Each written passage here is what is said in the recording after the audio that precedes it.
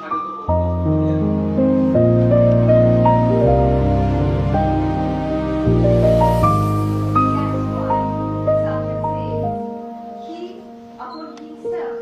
Takes the humiliation of the people, his feet to rule them.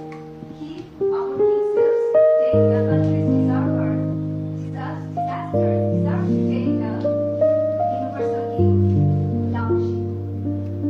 মাননীয় প্রধান অতিথি এবং বিশেষ অতিথি এবং সুধীমণ্ডলী, আপনাদের প্রতি আমার শুভকামনায় রয়েছে।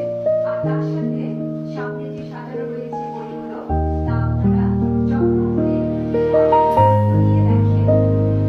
কবিরা কিন্তু কখনো কবি সাহিত্যিক এবং লেখকরা তার মতো মনে না, কারণ তারা সবসময় সংগ্রাম করে। আর কবিরা যখন অনেক ঝড় ওঠে, সেই ঝড়ের মাঝেও তারা দেখতে পারে যে সেই ঝড়ে পাতা নড়ছে না। আবার অনেক ঝড় হয়নি, তার মাঝখানেও দেখা যাচ্ছে যে সমুদ্রে অনেক বেশি গর্জন হচ্ছে। আর এই কারণেই জীবন জগৎ এবং তার সাথে করুণা কারণ সবকিছু নিয়ে কবি সাহিত্যিক এবং লেখকরা সময় এবং সময়ের রাজকুমার রাজকুমারী।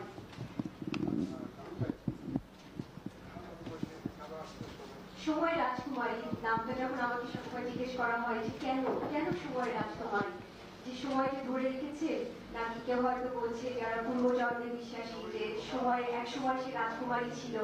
আবার হয়তো কেউ কখনো প্রশ্ন করেছে যে তাহলে কি রাজকুমারী বলতে কি বলতে চেয়েছে তার ভেতরে যে মনটা, যেটাকে বলা হয় ভালোবাসা, সেই সর্বগুণে সে রাজকুমারী।